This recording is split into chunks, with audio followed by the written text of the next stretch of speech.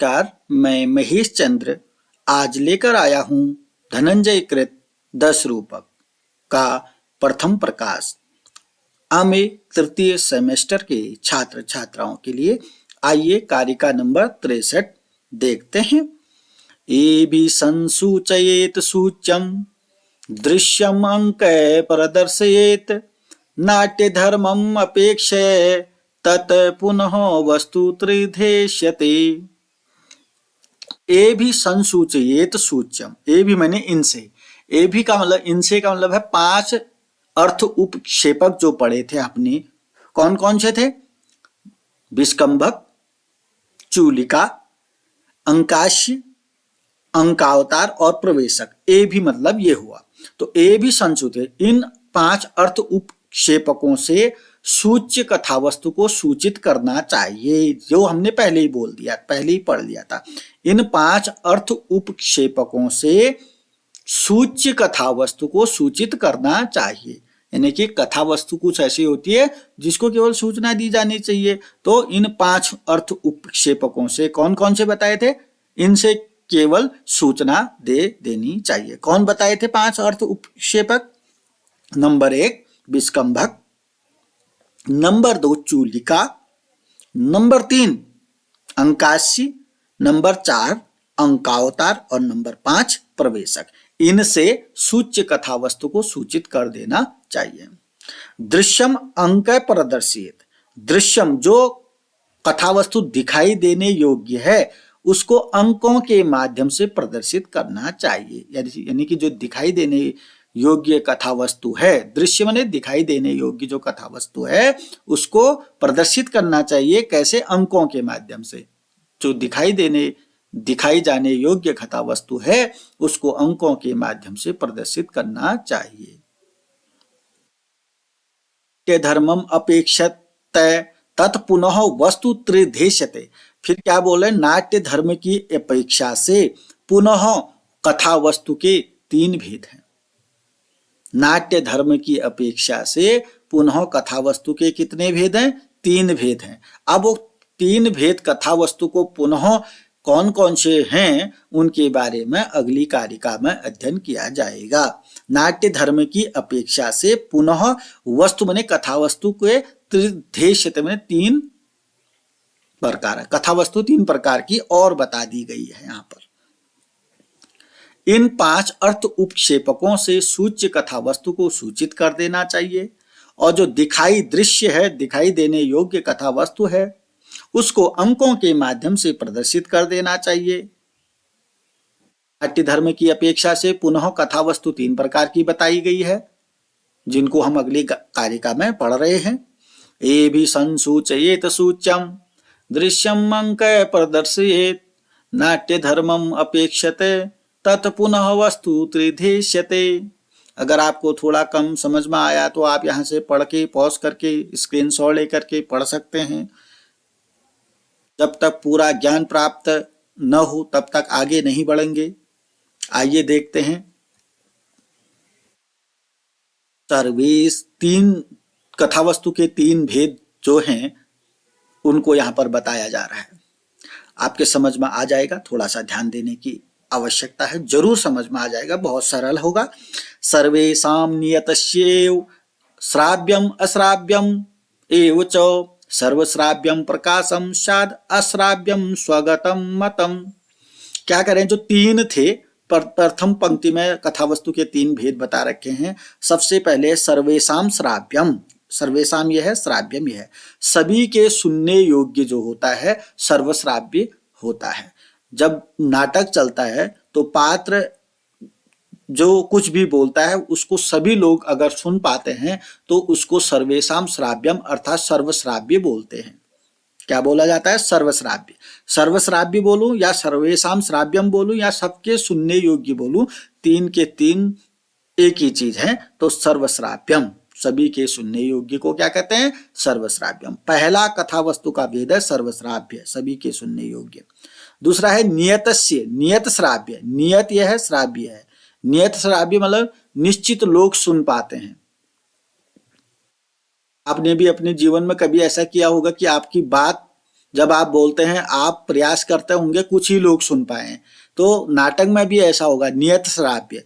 दूसरा, नियत लोग सुन पाए ऐसे कथा वस्तु का नाम है नियत श्राव्य। नियत यह है, श्राव्य है। तो लास्ट में है अश्राव्य, तीसरा है अश्राव्य। कुछ कथा वस्तु का एक भेद ये भी है कि अश्राव्य माने कोई सुन ही ना पाए, ऐसा कथा वस्तु को अश्राव्य कहते हैं। अश्राव्य प्रथम है सर्वश्राव्य, जिसको सभी सुन पाए। दूसरा है नियत श्राव्य, निश्चित लोग ही सुन पाए, नियत जन ही सुन पाए। और तीसरा है अश्राव्य, जो जिसे कोई भी न सुन पाए। अगली पंक्ति में कहता है सर्वश्राव्यम प्रकाशम। जो सर्वश्राव्य है को प्रकाश कहते हैं। सर्वश्राव्य जो है, जो सबके सुनने योग्य है, उसको प्रकाश भी कहते हैं। और जो अश्राव्य है उसको स्वगत कहते हैं।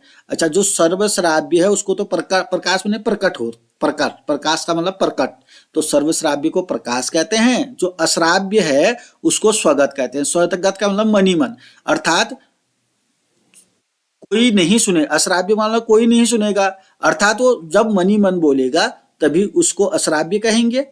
तो अश्राव्य को स्वगत भी कहते हैं। स्वगत माने मनी मन। तो उम्मीद करता हूं आपको ये समझ में आ गया होगा।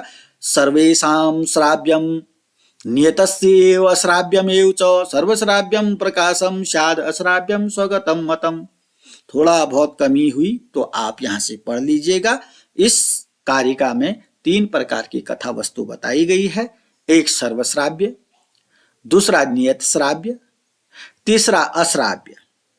जो सबके सुनने योग्य होता है उसको सर्वश्राव्य कहते हैं, अर्थात प्रकाश उसका नाम है। जो किसी को नहीं सुनाई देता अश्राव्य, उसको स्वगत कहते हैं। अब सर्वश्राव्य को प्रकाश कहते हैं, अश्राव्य को स्वगत कहते हैं। अब बचता है हमारा नियत श्राव्य। नियत श्राव्य के विषय में अगली कारिका में बताया जाएगा थोड़ा बहुत। चलिए देखते हैं।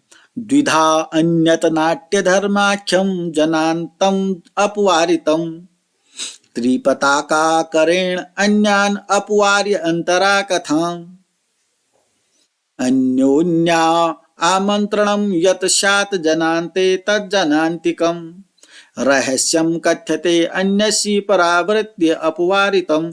तो यहाँ पर द्विधा अन्यत, अन्यत जो नियत श्राव्य था नाट्य धर्म के आधार पर, वह जो अन्य नियत श्राव्य है वह 2 प्रकार का है।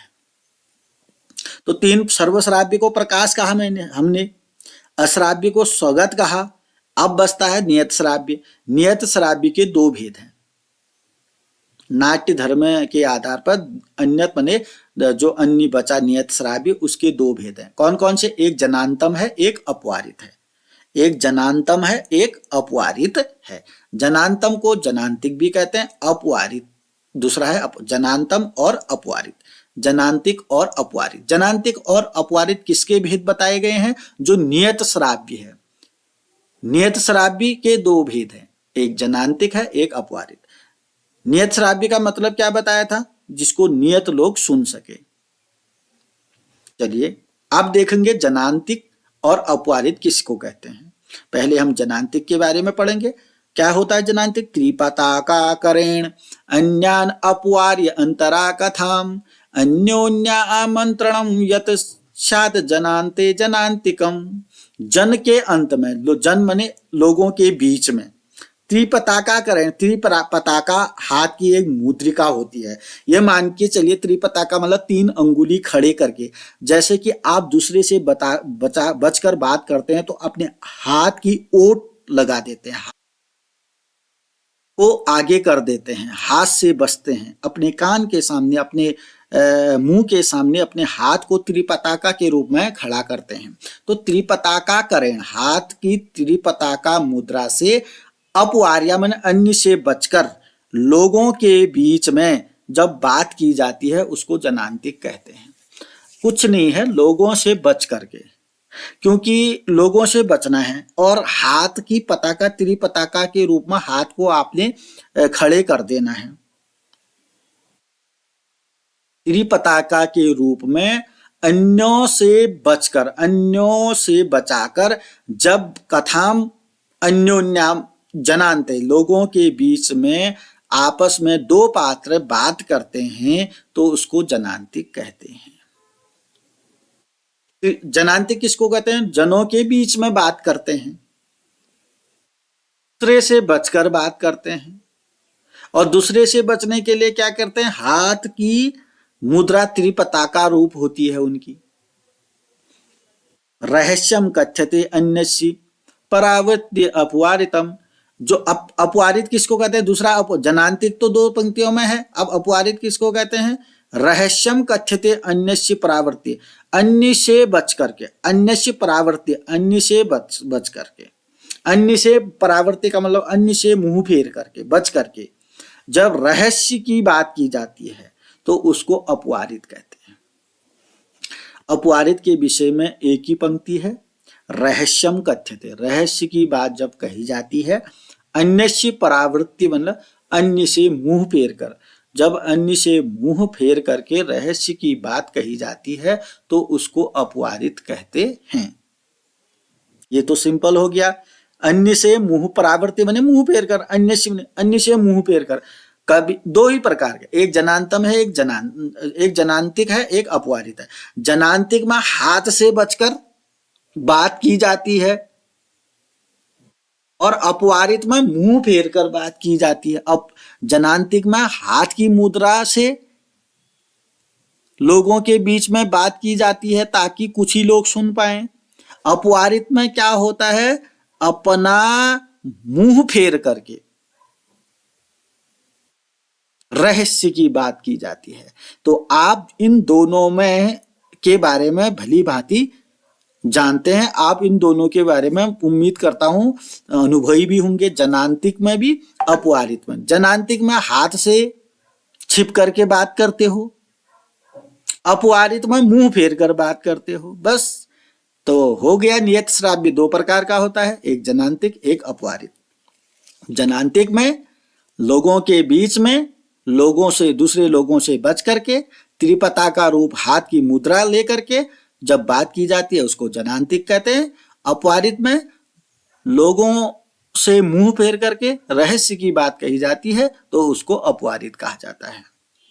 द्विधा अन्यत नाट्य धर्माख्यम जनांतम अपवारितम त्रिपताकाकरेण अन्यान अपवारि अंतरा कथम अन्योन्यामंत्रणं यत् स्यात् जनान्ते तज्जनान्तिकं रहस्यं कथ्यते अन्यस्य परावृत्ति अपवारितम। तो अगर आपके समझ में कम आया हो तो जरूर आप इसका अध्ययन कर लीजिएगा। तब तक वीडियो को बंद नहीं करेंगे जब तक आपको ये समझ आ जाए। आपको जरूर समझना है, तभी वीडियो को बंद करना है। हाँ, पॉज कर सकते हैं, स्क्रीनशॉट ले सकते हैं, जरूर समझिएगा। और मेरे बताए बिना भी आप समझ सकते हैं। आप इस संस्कृत को देखिए, इस हिंदी को देखिए, मेरे बिगर बोले भी आप, मेरी आवाज को बंद करके भी आप इसको देख सकते हैं, जरूर समझ में आ जाएगा और समझ में आना भी चाहिए। अगर वीडियो पसंद आती है तो लाइक करेंगे, कमेंट करेंगे, अपने दोस्तों के साथ शेयर करेंगे। अगर चैनल को अभी तक सब्सक्राइब नहीं किया तो सब्सक्राइब करेंगे। धन्यवाद, नमस्कार।